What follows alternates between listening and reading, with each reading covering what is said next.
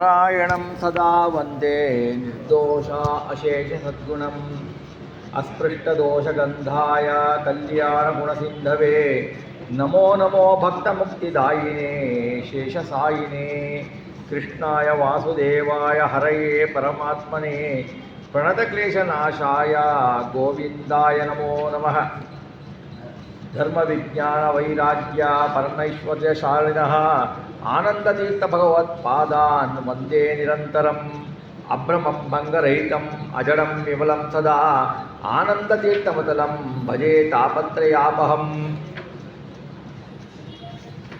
ತಪೋ ವಿದ್ಯಾ ವಿರಕ್ತ ಭವತಿ ಯದನುಭಾವಾತ್ ಕ್ರೀಡಮೂಕೋಪಿ ವಾಗ್ಮಿ ಜಡಮದಿರಪಿ ಜಂತುರ್ಜಾಯತೆ ಪ್ರಾಜ್ಞಮೌಲಿಃ ಸಕಲವಚನಚೇತೋ ದೇವತಾ ಭಾರತೀ ಸಾ ಮಮ ವಸತಿ ನಿಧತ್ತಾಂ ಸನ್ನಿಧಿಂ ಮಾನಸೇ ಚ.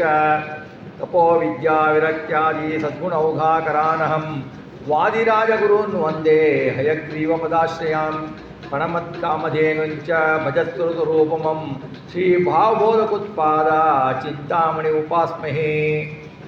ಪೂಜ್ಯಾಯ ರಾಘವೇಂದ್ರಾಯ ಸತ್ಯಧರ್ಮರತಾಯ ಚ ಭಜತಾಂ ಕಲ್ಪವೃಕ್ಷಾಯ ನಮತಾಂ ಕಾಮಧೇನವೇ. ದುರ್ವಾದಿದ್ವಾಂತರವಯೇ ವೈಷ್ಣವೇಂದೀ ವರೇಂದವೇ ಶ್ರೀ ರಾಘವೇಂದ್ರ ಗುರವೇ ನಮೋ ಅತ್ಯಂತ ದಯಾಲುವೇ. ಸತ್ಯಾಭಿಜ್ಞಕರಾಜ್ಯೋತ್ತಾಂ ಪಂಚಾಶದ್ವರ್ಷ ಪೂಜಕಾಂ ಸತ್ಯಪ್ರಮೋದತೀರ್ಥಾರ್ಯಾಂ ನೌಮಿ ನ್ಯಾಯಸುಧಾರತಾಂ ಶ್ರೀ ಸತ್ಯಾತ್ಮಗುರುವೇ ನಮಃ. ವಿದ್ಯಾವಿನಯ ಸಂಪನ್ನಂ ಪ್ರತಿವಾದಿಮತಧ್ವಂಸಿನಂ ವಿಶ್ವಪ್ರಿಯ ಗುರುಂ ವಂದೇ ಮಧ್ವೇಷಪ್ರಿಯಕಾರಕಂ. ಶ್ರೀ ಗುರುಭ್ಯೋ ನಮಃ. ಹರಿ ಓಂ.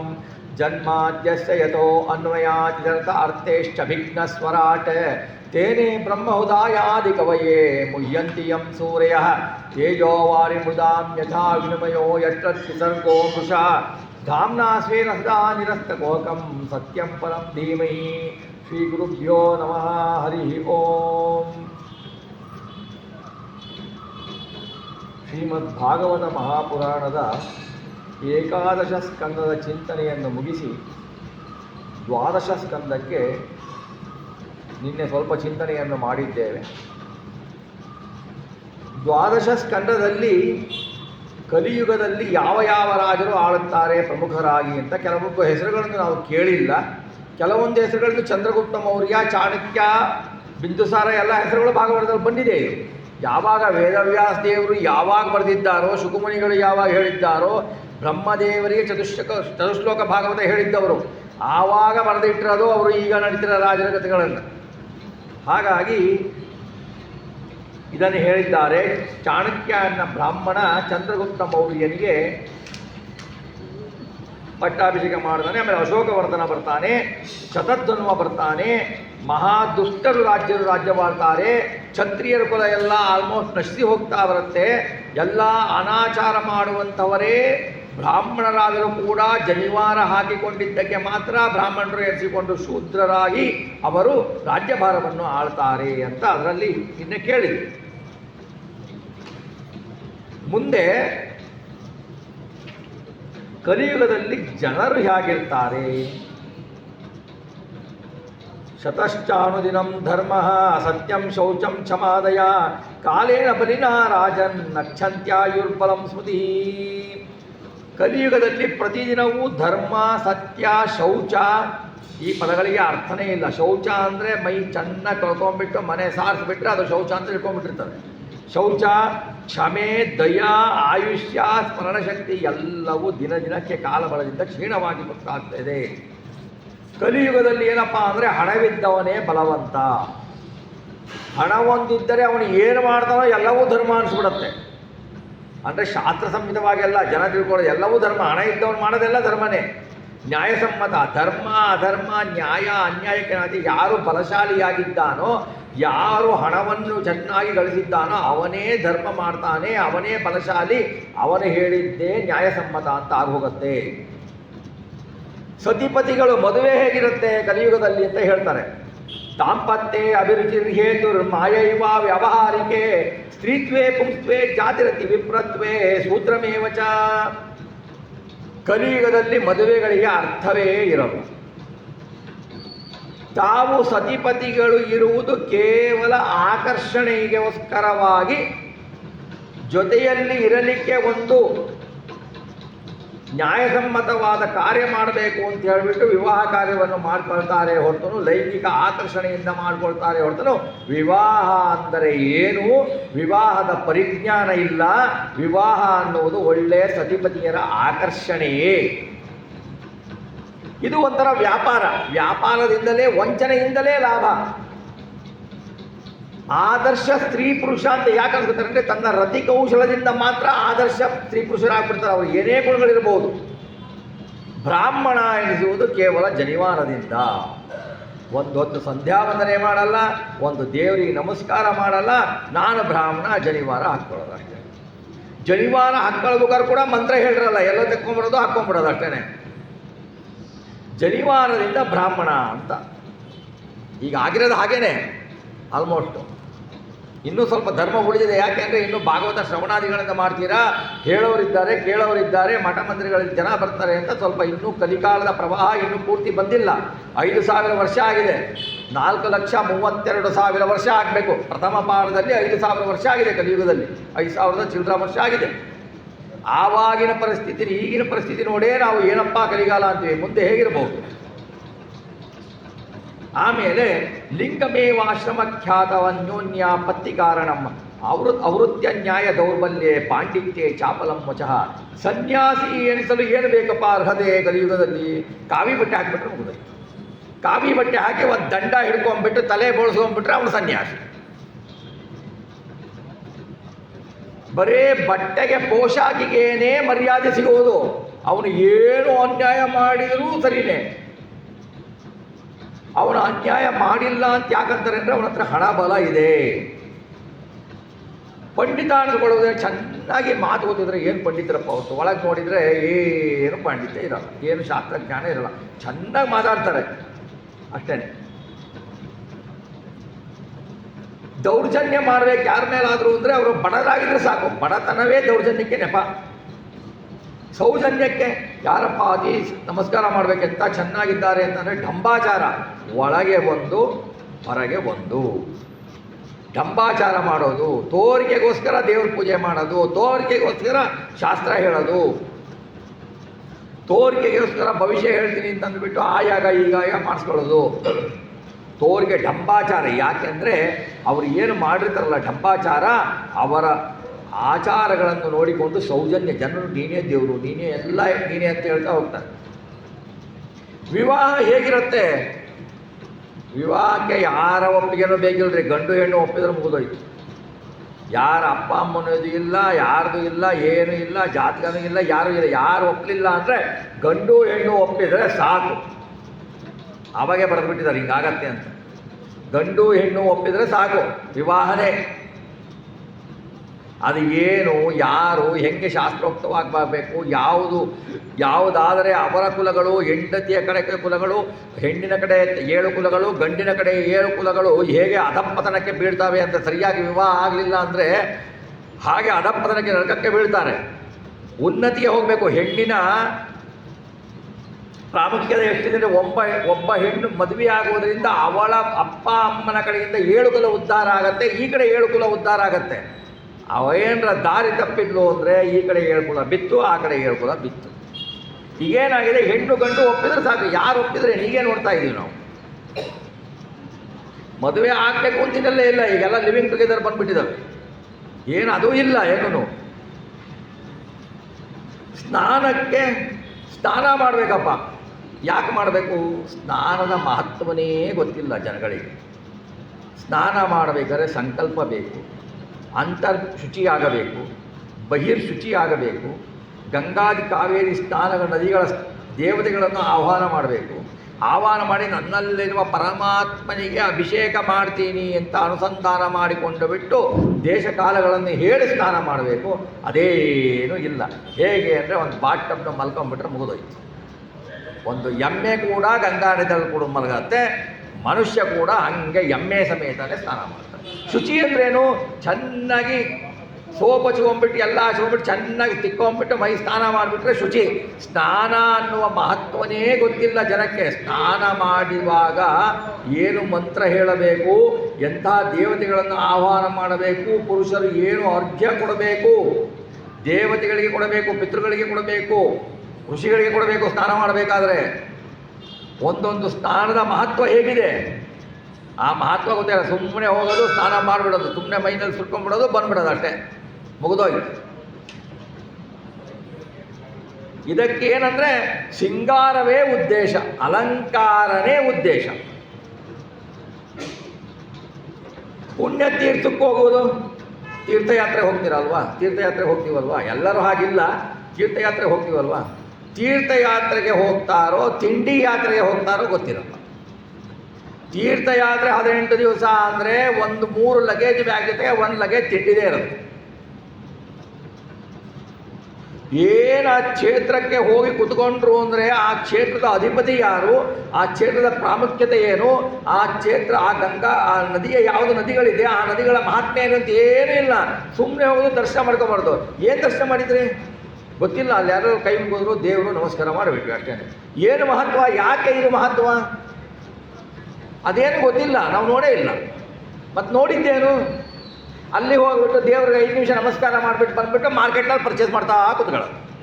ಇದು ನಮ್ಮ ಹಣೆ ಬರೋ ತೀರ್ಥಯಾತ್ರೆ. ಇದು ಕೇವಲ ಜಲವಿಹಾರಕ್ಕೆ, ನದಿನಲ್ಲಿ ಹೋಗ್ಬಿಡೋದು, ಮಾಡಿಬಿಡೋದು, ಈಜಾಗ್ಬಿಡೋದು, ಅವೆಲ್ಲ ಇಲ್ಲ. ಕೇಶಧಾರಣೆ, ಜಡೆ ಹೇಗಿರಬೇಕು, ಕೇಶ ಹೇಗಿರಬೇಕು, ಅದಕ್ಕೆಲ್ಲ ಶಾಸ್ತ್ರದಲ್ಲಿ ವಿಹಿತವಾಗಿದೆ. ಕೇಶ ಸೌಂದರ್ಯಕ್ಕಾಗಿ, ಈಗ ಕೇಶ ಬಿಡುವುದನ್ನೋದು ಇಲ್ಲೇ ಇಲ್ಲ, ಕೇಶ ಕಟ್ ಮಾಡೋದಷ್ಟೇ ಈಗ ಇರೋದು. ವೇಣಿದಾನ ಅಂತ ಮಾಡ್ತಾರಲ್ವಾ ಕ್ಷೇತ್ರದಲ್ಲಿ, ತ್ರಿವೇಣಿ ಸಂಗಮದಲ್ಲಿ ಮಾಡ್ತಾರಲ್ವ ವೇಣಿದಾನ, ಆವಾಗ ಮಾತ್ರನೇ ತನ್ನ ಕೇಶವನ್ನು ಕಟ್ಟು ಮಾಡಿಕೊಳ್ಳೋದಕ್ಕೆ ಹೆಂಗಸರಿಗೆ ಅಧಿಕಾರ. ಆ ಒಂದು ದಿವಸ ಮಾತ್ರನೇ ಸಂಕಲ್ಪ ಮಾಡಿ ಅಲ್ಲಿ ಅವರ ಪತಿ ಅವರ ಕೇಶವನ್ನು ಕಟ್ ಮಾಡ್ತಾನೆ. ಅದು ಬಿಟ್ಟರೆ ಬೇರೆ ದಿವಸ ಕೇಶವನ್ನು ಅವರು ಕಟ್ ಮಾಡಿಕೊಂಡರೆ ಅಮಂಗಳ. ಏನು ಮಾಡೋದು, ಮದುವೆ ಅಂತ ಮಂಗಳದ ದಿವಸನೇ ಕೇಶ ಕಟ್ ಮಾಡ್ಕೊಂಡ್ಬರ್ತಾನೆ. ಅದು ಯಾರು ಬಂದಿರ್ತಾರೋ, ಏನು ಮಾಡ್ತಾರೋ, ಸ್ನಾನ ಮಾಡಿರ್ತಾರೋ, ಯಾರಿಗೇನು ಮಾಡಿರ್ತಾರೋ, ಅವರು ಪೂರ್ತಿ ಅವ್ರಿಗೆ ಅಲಂಕಾರ ಮಾಡಿ ಹೋಗ್ಬಿಡ್ತಾರೆ ಅಷ್ಟೇ. ಆ ಹೆಣ್ಣು ಬಂದು ಇಲ್ಲಿ ಬಂದು ಕೂತ್ಕೊಂಡ್ರೆ, ಆ ಗಂಡು ಮೇಕಪ್ ಮಾಡಿಸ್ಕೊಂಬಂದು ಇಲ್ಲಿ ಕೂತ್ಕೊಂಡ್ರೆ ಅವರಿಗೆ ಲಕ್ಷ್ಮೀನಾರಾಯಣರ ಸನ್ನಿಧಾನ ಎಲ್ರಿ ಬರುತ್ತೆ? ಎಲ್ಲಿ ಬರುತ್ತೆ ಸನ್ನಿಧಾನ? ಪುರೋಹಿತರು ಅಂತರ್ಪಟ ಹಿಡಿಬೇಕು ಅಂದರೆ ಇಲ್ಲಿ ತರ್ರಿ, ಫೋಟೋ ತೆಗಿಬೇಕು. ಅವನು ಹೇಳ್ತಾನೆ, ಬೇಕಾದ್ರೆ ಅಂತರ್ಪಟ ಆಮೇಲೆ ಹಿಡ್ಕೊಳ್ಳಿ, ನಾವು ಫೋಟೋ ತೆಕ್ಕೊಳ್ತೀನಿ, ದುಡ್ಡು ಕೊಟ್ಟಿದ್ದಾರೆ ಅವರು. ಫೋಟೋಕ್ಕೋಸ್ಕರ ಮದುವೆ, ಈಗ ಮದುವೆಗೋಸ್ಕರ ಫೋಟೋ ಅಲ್ಲ. ಬೇಕಾದರೆ ಅವನು ಬೇಕಾದ್ರೆ ಇನ್ನೊಂದು ಟೈಮ್ ರಿಹರ್ಸಲ್ ಮಾಡಿ ತಾಳಿ ಕಟ್ಸ್ಬಿಡ್ತಾನೆ. ಇದೆಲ್ಲ ನಾವು ನೋಡ್ತಾ ಇದ್ದೀವಿ ಈಗ. ವಿಪರ್ಯಾಸಗಳನ್ನು ನೋಡ್ತಾ ಇದ್ರೆ ಮುಹೂರ್ತದ ಎಚ್ಚರಿಕೆನೇ ಇಲ್ಲ ಜನಗಳಿಗೆ.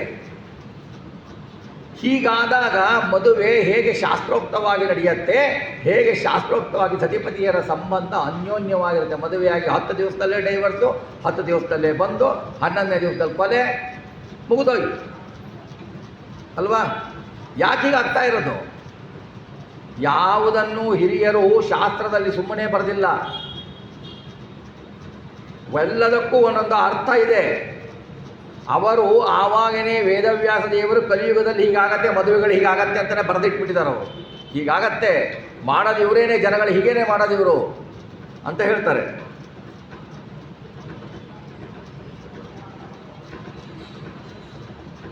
ಕೇಶಧಾರಣೆ ಸೌಂದರ್ಯಕ್ಕಾಗಿ, ಕಟ್ಟು ಮಾಡಿಸ್ಕೊಳ್ಳೋಗಿಲ್ಲ, ಹೇರ್ನ ತೆಗೆಯೋಗಿಲ್ಲ, ಮಾಡಿಸ್ಕೊಳ್ಳೇಬಾರ್ದು, ಮಾಡಿಸ್ಕೊಳ್ಳೋದು. ಇನ್ನೂ ಲಕ್ಷ್ಮೀ ಶೋಭಾಣದಲ್ಲಿ ಹೇಳ್ತಾರೆ, ಲಕ್ಷ್ಮೀದೇವಿ 3 ಜಡೆ ಹಾಕ್ಕೊಂಡಿದ್ಲ, 3 ಜಡೆ. ಈಗ ಜಡೆ ಇಲ್ಲೇ ಇಲ್ಲ ಬಿಡಿ, ಜಡೆ ಅಂದರೆ ಏನು ಅನ್ನೋ ಕೇಳ ಬಂದ್ಬಿಡ್ತೀಗ. ಈಗೆಲ್ಲ ಪುಣ್ಯಕ್ಕೆ ಕೂದಲಿನ್ನು ತಲೆ ಮೇಲೆ ಇರುತ್ತೆ. ಹಾಗೆ ಯಾಕೆ ಅಂತಂದರೆ 3 ಜಡೆ ಏನಂದರೆ 3 ವೇದಗಳು ಅಂತ ಅರ್ಥ. 3 ವೇದಗಳು, 4 ಇರುತ್ತೆ, 4 ವೇದಗಳು. 3 ಜಡೆ ಮಾಡಿ ಒಂದು ಹೆಣಿತಾರಲ್ವ, ಜಡೆನ ಹೆಣಿಯೋದು ಯಾಕೆ ಅಂದರೆ ಆ 3 ವೇದಗಳ ಸನ್ನಿಧಾನ ಇರುತ್ತೆ. ಹೆಂಗಸರಿಗೆ ದಿವಸಾನು ತಲೆಯ ಮೇಲೆ ಸ್ನಾನ ಇಲ್ಲ, ಮಾಡಬಾರ್ದು. ಅವರಿಗೆ ಆ 3 ವೇದಗಳ ಸನ್ನಿಧಾನ ತಲೆ ಕೂದಲಿನಲ್ಲಿರುತ್ತೆ, ಅದರಿಂದ ಅವರು ಮಂಗಳವಾಗೇ ಇರ್ತಾರೆ. ಗಂಡಸರು ದಿವಸ ತಲೆ ಮೇಲೆ ಸ್ನಾನ ಮಾಡಲೇಬೇಕು. ಹಾಗೆ ಆ ಕೇಶದಲ್ಲಿ ಏನಿಲ್ಲ, ಯಾವಾಗ ಬೇಕೋ ಆವಾಗ ಸ್ನಾನ ಮಾಡು, ಮುಗಿದೋಯ್ತು. ಹಾಗೆ ಕೇಶಧಾರಣೆ ಸೌಂದರ್ಯಕ್ಕಾಗಿ ಬಂದ್ಬಿಟ್ಟಿದೆ. ಹೊಟ್ಟೆ ತುಂಬಿಸಿಕೊಳ್ಳುವುದು ಯಾಕೆ? ತನ್ನ ಸುಖಕ್ಕಾಗಿ. ಬೇರೆಯವರಿಗೆ ಏನೇ ಆದರೂ ಪರವಾಗಿಲ್ಲ, ನನ್ನ ಹೊಟ್ಟೆ ತುಂಬಿದ್ರೂ ಸಾಕು, ಅಷ್ಟೇ. ನನ್ನ ಹೊಟ್ಟೆ ತುಂಬಬೇಕು.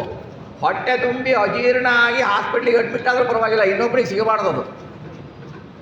ನಾನೇನು ಮಾಡಬೇಕು? ನನ್ನ ಹೊಟ್ಟೆ ತುಂಬ ಅಷ್ಟೇ ಮಾಡ್ಕೋಬೇಕು. ಬೇರೆಯವನಿಗೆ ಒಂದು ಹಿಡಿ ಅನ್ನ ಹಾಕಬಾರ್ದು ನಾವು.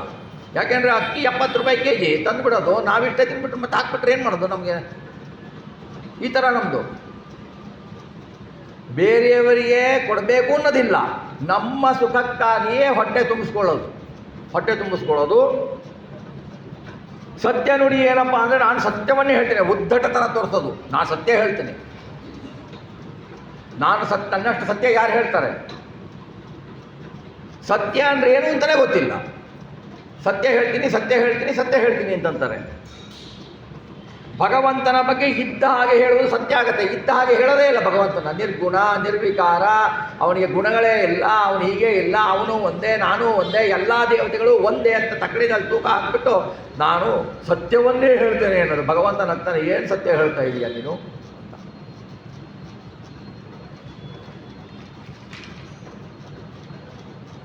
ಕುಟುಂಬ ಚೆನ್ನಾಗಿ ಸಂರಕ್ಷಣೆ ಮಾಡ್ತಾನೆ. ನೋಡಿ ಎಲ್ಲೆಲ್ಲಿ ಹೇಳ್ತಾರೆ ವೇದವ್ಯಾಸ ದೇವರು ಅಂತ. ಕುಟುಂಬ ಚೆನ್ನಾಗಿ ಸಂರಕ್ಷಣೆ ಮಾಡ್ತಾನೆ. ಯಾಕೆ? ತನ್ನ ಸಾಮರ್ಥ್ಯ ತೋರಿಸು. ನೋಡು ನಾನು ಎಷ್ಟು ಚೆನ್ನಾಗಿ ನನ್ನ ಕುಟುಂಬ ಸಂರಕ್ಷಣೆ ಮಾಡ್ತಾ ಇದ್ದೀನಿ, ನೋಡು ನನ್ನ ಕುಟುಂಬ ಹೇಗೆ ಸಂರಕ್ಷಣೆ ಮಾಡ್ತಾ ಇದ್ದೀನಿ. ಸಾಮರ್ಥ್ಯ ಪ್ರದರ್ಶನಕ್ಕಾಗಿ ಮಾಡ್ತಾನೆ. ಧರ್ಮಾಚರಣೆ ಮಾಡ್ತಾನೆ. ಎಷ್ಟು ಧರ್ಮಾಚರಣೆ ಮಾಡ್ತಾನೆ? ಏನು ಧರ್ಮಾಚರಣೆ ಮಾಡ್ತಾರೆ? ವ್ರತ ಮಾಡ್ತಾರೆ, ನಿಷ್ಠೆ ಮಾಡ್ತಾರೆ, ಏಕಾದಶಿ ಉಪವಾಸ ಮಾಡ್ತಾರೆ, ಚಾತುರ್ಮಾಸ ಮಾಡ್ತಾರೆ, ರಾಯರ ಸೇವೆ ಮಾಡ್ತಾರೆ, ಬಂದು ವೆಂಕಟೇಶ್ವರ ಸೇವೆ ಮಾಡ್ತಾರೆ. ಯಾಕೆ ಅಂದರೆ ಕೀರ್ತಿಗಾಗಿ ಮಾಡ್ತಾರೆ.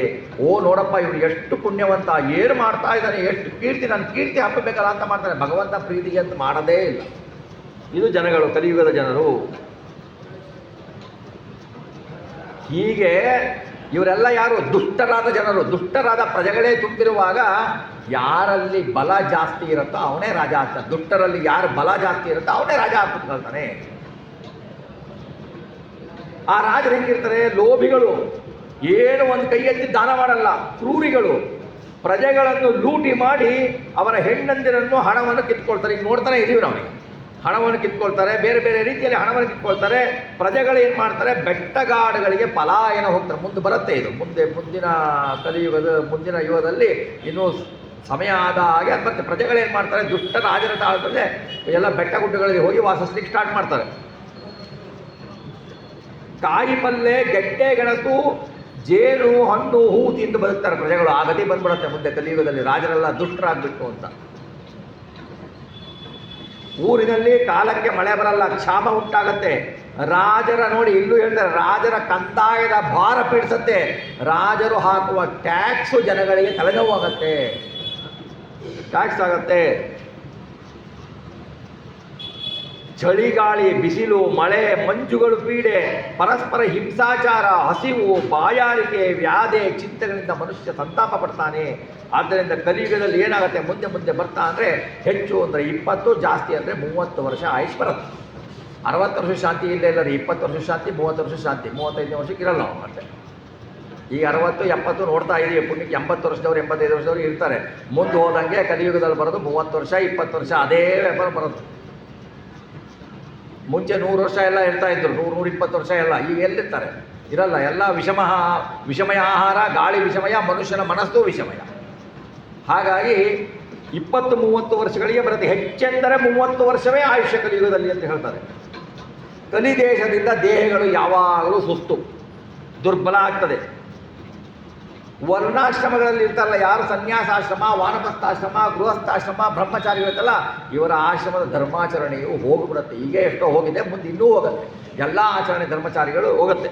ಬ್ರಹ್ಮಚಾರಿ ಅಂದ್ರೇನೋ 1 ಜನಿವಾರ ಹಾಕಿರ್ತಾನೆ, ಸಂಸಾರಿ ಅಂದ್ರೇನೋ 2 ಜನಿವಾರ ಹಾಕ್ತಾನೆ. ಜನಿವಾರದ ಕೌಂಟಿನಿಂದ ಅವನು ಸಂಸಾರದ ಬ್ರಹ್ಮಚಾರಿನ ಹೊರತು ಬ್ರಹ್ಮಚಾರಿ ಅಂದರೆ ನಿಜವಾಗಿ ಅರ್ಥ ಗೊತ್ತಿಲ್ಲ, ಸಂಸಾರಿ ಅಂದರೆ ನಿಜವಾಗಿ ಅರ್ಥ ಗೊತ್ತಿಲ್ಲ. ಈ ಮಟ್ಟಕ್ಕೆ ಜನಗಳಾಗ್ತಾರೆ ಕಲಿಯುಗದಲ್ಲಿ. ವೇದದಲ್ಲಿ ಏನು ಹೇಳಿದ್ದಾರೋ ಅದಕ್ಕೆ ವಿರುದ್ಧವಾದ ಆಚರಣೆಗಳೇ ಧರ್ಮ ಎನಿಸುತ್ತದೆ. ರಾಜರುಗಳು ಹೇಗಿರ್ತಾರೆ, ಎಲ್ಲ ರಾಜರುಗಳು ಹೆಚ್ಚಾಗಿ ದರೋಡೆಕೋರರೇ ಆಗ್ಬಿಟ್ಟಿರ್ತಾರೆ. ದರೋಡೆಕಾರ ಅಂದ್ರೆ ನಿಮ್ಮ ಮನೆಗೆ ಬಂದು ಬಿಟ್ಟು ಸಾಮಾನು ತಗೊಂಡು ಹೋಗ್ಬೇಕು ಅಂತೇನಿಲ್ಲ, ಎಲ್ಲವನ್ನು ದೋಚುವವರೇ ಆಗಿರ್ತಾರೆ. ಜನರೇನು ಮಾಡ್ತಾರೆ, ಕಳ್ಳತನ, ಸುಳ್ಳು, ಹಿಂಸಾಚಾರ ಮಾಡಿ ನಾನಾ ಜೀವನದ ವೃತ್ತಿಗಳನ್ನು ಮಾಡ್ಕೊಳ್ತಾರೆ. ಎಲ್ಲ ವರ್ಣದವರು, ಕ್ಷತ್ರಿಯರಾಗಲಿ, ವೈಶ್ಯರಾಗಲಿ, ಬ್ರಾಹ್ಮಣರಾಗಲಿ ಎಲ್ಲರೂ ಶೂದ್ರರಂತೆಯೇ ಇರ್ತಾರೆ, ಬೇರೆ ವ್ಯತ್ಯಾಸ ಕಾಣೋದಿಲ್ಲ. ಹಸುಗಳು ಏನಾಗ್ತವೆ ಅಂದರೆ ಕಲಿಯುಗ ಮುಂದೆ ಹೋದಂಗೆ ಗಾತ್ರಗಳ ಸಮಯದಲ್ಲಿ ಮೇಕೆಯಂತೆ ಆಗ್ತವಂತೆ ಹಸುಗಳು, ಮೇಕೆಯಂತೆ ಆಗ್ತವೆ ಹಸುಗಳು, ಅಷ್ಟು ಸಣ್ಣದಾಗ್ತವೆ. ಎಲ್ಲ ಆಶ್ರಮಗಳು, ವಾನಪ್ರಸ್ಥಾಶ್ರಮ, ಸನ್ಯಾಸಾಶ್ರಮ ಎಲ್ಲವೂ ಗೃಹಸ್ಥಾಶ್ರಮದಂಗೆ ಆಗ್ಬಿಡ್ತವೆ ಅಂತ ಹೇಳ್ತಾರೆ. ಎಲ್ಲ ಬಂಧುಗಳು ಹೆಣ್ಣಿನ ಕಡೆಯವರೇ ಆಗ್ಬಿಡ್ತಾರೆ, ಗಂಡಿನ ಕಡೆ ಗಂಧುಗಳೇ ಇರುತ್ತೆ. ಈಗ ನೋಡ್ತಾ ಇದ್ದೀವಿ, ಈಗ ನಾವು ಕೆಲವೊಂದು ಕಡೆ ನೋಡ್ತೀವಿ, ಅವರ ಅಪ್ಪ ಅಮ್ಮನವ್ರು ನೋಡ್ಕೋಬೋದು, ಗಂಡಿನ ಅಪ್ಪ ಅಮ್ಮ ಮನೆಗಿರ್ಬಾರ್ದು. ಹೆಣ್ಣಿನ ಕಡೆಗಿನ ಬಂಧುಗಳೇ ಜಾಸ್ತಿ ಆಗ್ತಾರೆ, ಗಂಡಿನ ಕಡೆಗಳ ಬಂಧುಗಳಿಗೆ ಪ್ರಾಶಸ್ತ್ಯನೇ ಇಲ್ಲ ಅಂತ ಅವಾಗೇ ಹೇಳ್ಬಿಟ್ಟಿದ್ದಾರೆ. ಅವಾಗೇನೆ ಹೇಳಿದ್ರೆ ಕಲಿಯುಗದಲ್ಲಿ ಬರೋದಿದೇನೆ ಅಂತ. ಆಮೇಲೆ ಗಿಡಗಳು ಎಷ್ಟಾಗ್ತವೆ, ಚಿಕ್ಕವಾಗ್ತವೆ ಗಿಡಗಳು.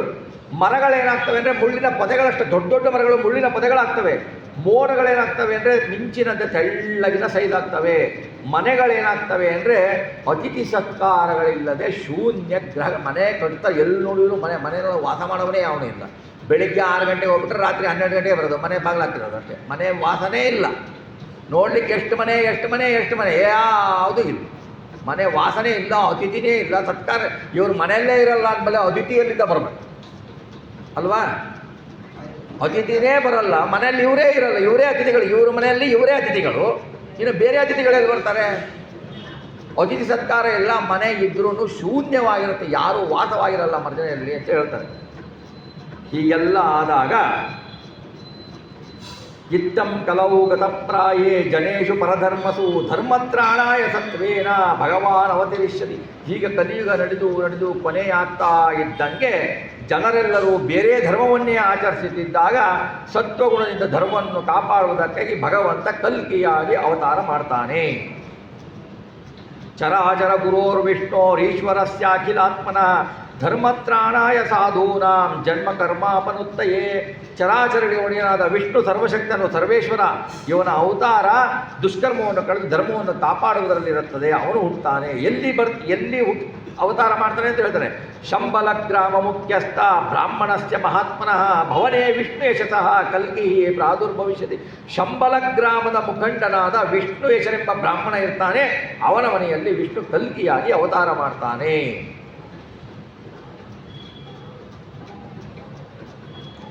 ದೇವದತ್ತ ಎಂಬ ಕುದುರೆ ಕತ್ತಿಯಿಂದ ದುರ್ಜನರನ್ನು ನಾಶ ಮಾಡ್ತಾನೆ. ಏನು ಮಾಡ್ತಾರೆ? ಕಲ್ಕಿ ಭಗವಾನ್ ಅಂದರೆ ಈ ಯಾರೋ ಕಲ್ಕಿ ಭಗವಾನ್ ಅಲ್ಲ, ಭಗವಂತ. ಈ ಯಾರ್ಯಾರಿಗೋ ಕಲ್ಕಿ ಭಗವಾನ್ ಅಂತಂತಾರೆ, ಯಾರು ಕಲ್ಕಿ ಭಗವಾನ್ ಅಲ್ಲ, ಅವರೆಲ್ಲ ಕಲಿ ಭಗವಾನ್ಗಳು, ಕಲ್ಕಿ ಭಗವಾನ್ಗಳಲ್ಲ ಅವರು. ಅಪ್ರತಿಮ ತೇಜಸ್ವಿಯಾದ ಭಗವಾನ್ ಕಲ್ಕಿ ಏನು ಮಾಡ್ತಾರೆ ಅಂದರೆ ಕುದುರೆಯಿಂದ ಭೂಮಿಯನ್ನೆಲ್ಲ ಸಂಚರಿಸಿ ಕೋಟಿಗಟ್ಟಲೆ ದರೋಡೆ ಮಾಡ್ತಾ ಇರ್ತಾರಲ್ಲ. ಕೋಟಿಗಟ್ಟಲೆ ರಾಜರುಗಳು ಅಂದರೆ ಏನು, ಮಂತ್ರಿಗಳು ಇವರೆಲ್ಲ ಇರ್ತಾರಲ್ಲ, ಯಾರು ರಾಜರುಗಳು ಮಂತ್ರಿಗಳು ಇವರೆಲ್ಲ, ಇವ್ರನ್ನೆಲ್ಲ ಕತ್ತಿಯಿಂದ ಸಂಹಾರ ಮಾಡಿಬಿಡ್ತಾನೆ. ಅತ ತೇಷಾಂ ಭವಿಷ್ಯಂತಿ ಮನಾಂಸಿ ವಿಶದಾನಿ ವೈ ವಾಸುದೇವಾಂಗರಾಗಾದಿ ಪುಣ್ಯಗಂಧಾನಿ ಲಸ್ಪೃಶಾಂ ಪೌರಜಾನಪದಂ ಪದಾನಾಂ ವೈ ಹತೈಶ್ಚ ಕಿಲ ಶುಚು ತೇಷಾಂ ಪ್ರಜಾ ವಿಸರ್ಗಶ್ಚ ಪ್ರವಿಷ್ಟ ಸಂಭವಿಷ್ಯತಿ ವಾಸುದೇವೇ ಭಗವತಿ ಸತ್ವಮೂರ್ತೌ ಹೃದಿಸ್ಥಿತೆ.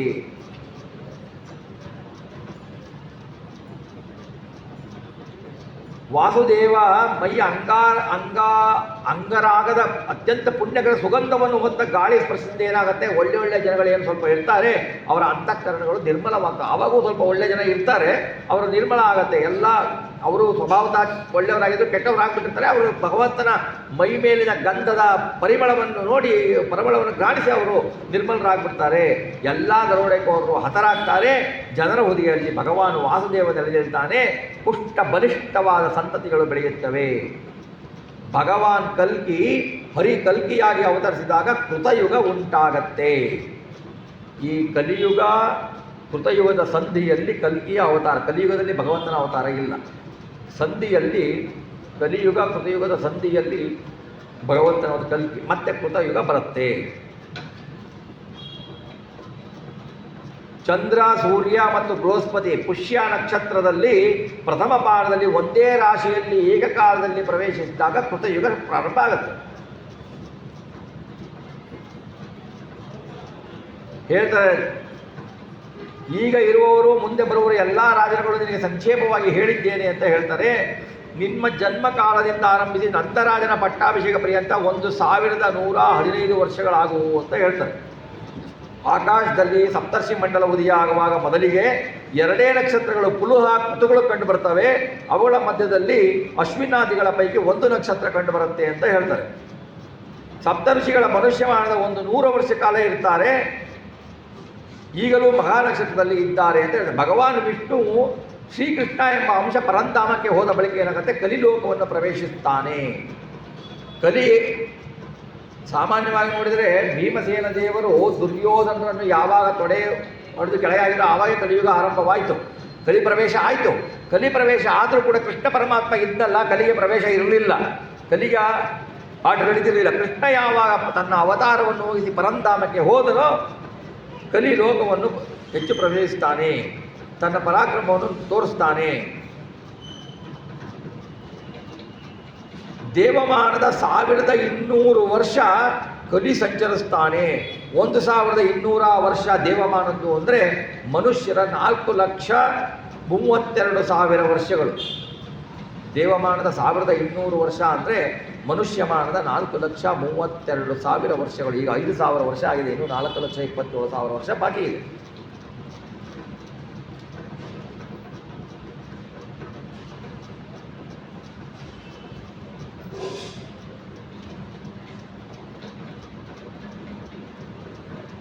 ಈ 4,32,000 ವರ್ಷ ಆದ ಮೇಲೆ ಮತ್ತೆ ಕೃತಯುಗ ಪ್ರಾರಂಭ ಆಗತ್ತೆ.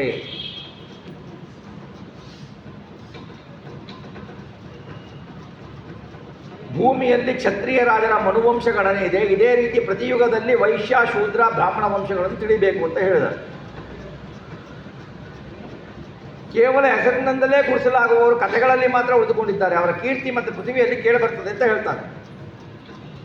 ಈಗ ಇವರೆಲ್ಲ ಕೆಲವು ರಾಜರುಗಳು ಇನ್ನೂ ವಾಸವಾಗಿದ್ದಾರೆ ಬದರಿಕಾಶ್ರಮದ ಒಂದು ಗ್ರಾಮದಲ್ಲಿ. ಅವರು ಯಾರಂದರೆ ದೇವಾಪಿ ಇಚ್ಛಾಕು ವಂಶದ ಮರುತ್ರಾಜನು ಕಲಾಪ ಗ್ರಾಮದಲ್ಲಿದ್ದಾರೆ. ಅವರು ಮಹಾಯೋಗಿ ಸಿದ್ಧ ಬಲವುಳ್ಳವರು. ಅವರನ್ನು ಮುಂದೆ ಕೃತಯುಗದಲ್ಲಿ ಅವರು ರಾಜರಾಗ್ತಾರೆ.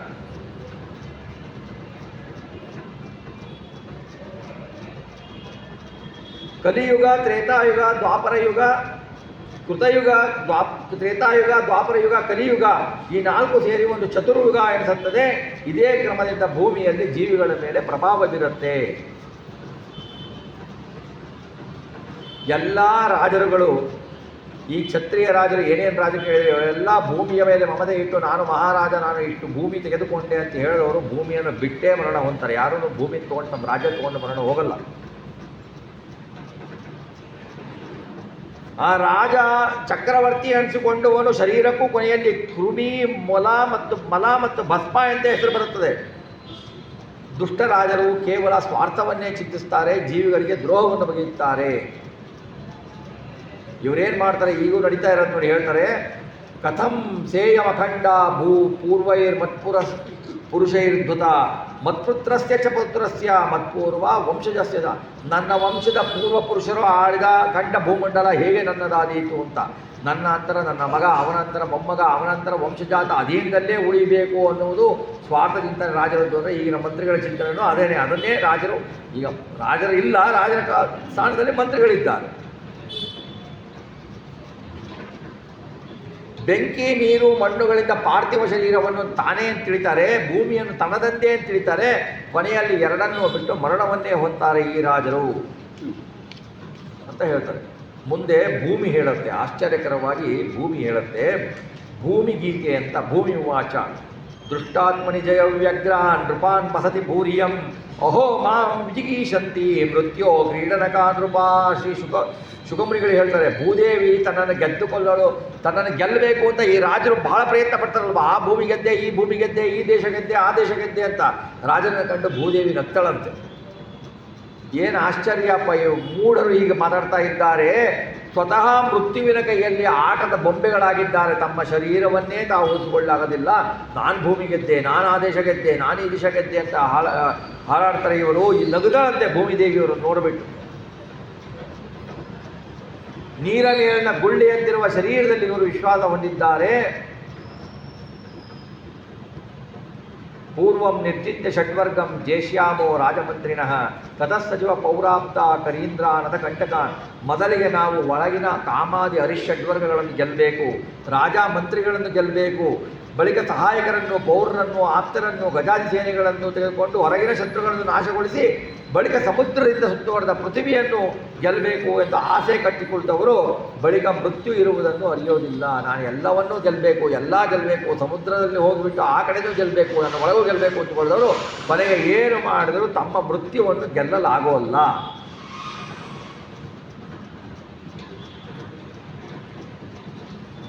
ಇದನ್ನೆಲ್ಲ ಬಿಟ್ಟುಬಿಟ್ಟು ಸಂಸಾರವೆಂಬ ಸಮುದ್ರವನ್ನು ಗೆಲ್ಲಲು ಪ್ರಯತ್ನಿಸಿ ಭಗವಂತನ ಅಧೀನ ಆದರೆ ಮುಕ್ತಿ ಫಲವೇ ದೊರಕುತ್ತಲ್ವಾ? ಯಾಂ ವಿಸೃಜ್ಯೈವ ಮನವಸ್ತುಚ್ಛುಸ್ತಾಶ್ಚ ಕುರುದ್ವಹ ಗತಾ ಯಥಾಗತಂ ಯುದ್ಧೇ ತಾಂ ಮಾಂ ಜೇಷ್ಯತ್ಯ ಬುದ್ಧಯ. ಮನುಗಳಾಗಲಿ ಅವರ ಮಕ್ಕಳಾಗಲಿ ನನ್ನನ್ನು ತೊರೆದೇ ಹೇಗೆ ಬಂದಿದ್ದಾರೋ ಹಾಗೇ ಹೊರಟು ಹೋದರು. ಅವರು ನಮ್ಮನ್ನು ಮೂಢರು ಯುದ್ಧದಲ್ಲಿ ಗೆದ್ದುಕೊಳ್ಳುವರು.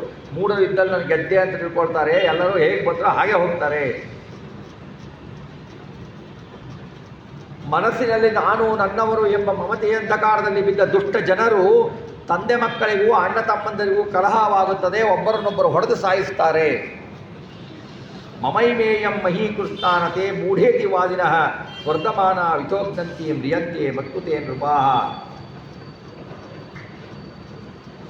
ಎಲ್ಲ ಈ ರಾಜ್ಯ ನನ್ನದು, ಈ ದೇಶ ನನ್ನದು, ಈ ಭೂಮಿ ನನ್ನದು, ಈ ಸೈಟ್ ನಂದು, ಈ ಊರು ನಂದು ಅಂತ ಹೇಳಿಬಿಟ್ಟು ನನ್ನ ಸಲುವಾಗಿ ರಾಜರು ಪರಸ್ಪರ ಸ್ಪರ್ಧೆಯಿಂದ ಹೊಡೆದುಕೊಂಡು ಸಾಯ್ತಾರೆ.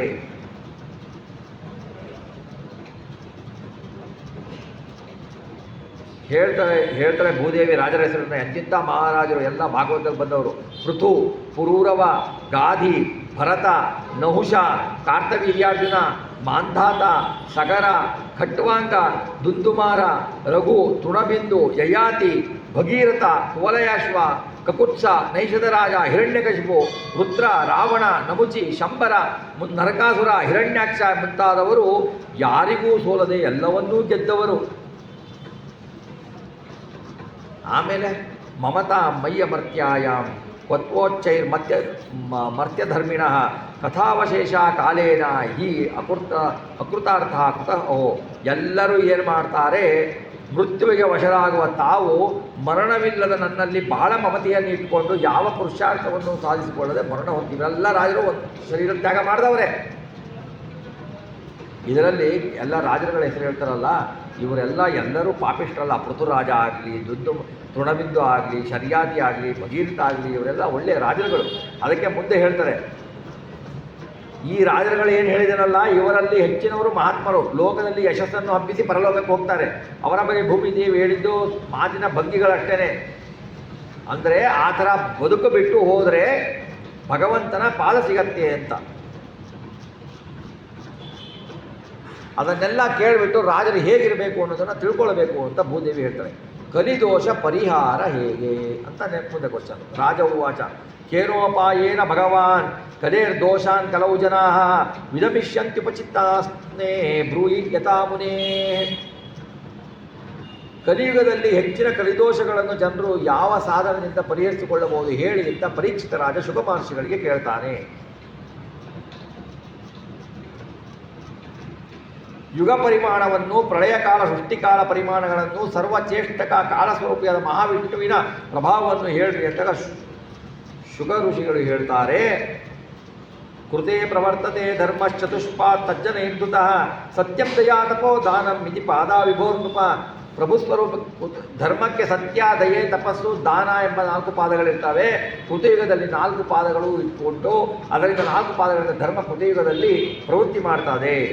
ಕೃತಯುಗದ ಜನರು ತಮಗೆ ಬಂದಿದ್ದರಲ್ಲಿ ತೃಪ್ತರಾಗಿರ್ತಾರೆ, ದಯಾಶಾಲಿಗಳಾಗಿರ್ತಾರೆ, ಎಲ್ಲರ ಜೊತೆಗೂ ಸ್ನೇಹಿಗಳಿರ್ತಾರೆ, ಶಾಂತರು, ಕ್ರೋಧ ಇಲ್ಲ, ಇಂದ್ರಿಯ ನಿಗ್ರಹ ಉಳ್ಳವರು, ದ್ವಂದ್ವ ಸುಖ ದುಃಖಗಳನ್ನು ಒಂದೇ ರೀತಿಯಾಗಿ ಸಹಿಸುವಂಥವರು, ಆತ್ಮಾರಾಮರು, ಯಥಾರ್ಥ ಜ್ಞಾನಿಗಳು, ಅಯಥಾರ್ಥ ಇಲ್ಲ, ಸಂಶಯ ಇಲ್ಲ ಅವರಿಗೆ, ಯಥಾರ್ಥವಾಗಿ ಏನು ಸತ್ಯವೋದನ್ನು ತಿಳಿದುಕೊಂಡವರು, ಪ್ರಾಯಶಃ ಹೆಂಡತಿ ಮಕ್ಕಳ ವಿಯೋಗ ಹೊಂದದೆ ಕೊನೆವರೆಗೂ ಗೃಹಸ್ಥಾಶ್ರಮದಲ್ಲಿ ಇರ್ತಾರೆ ಕೃತಯುಗದ ಜನರು.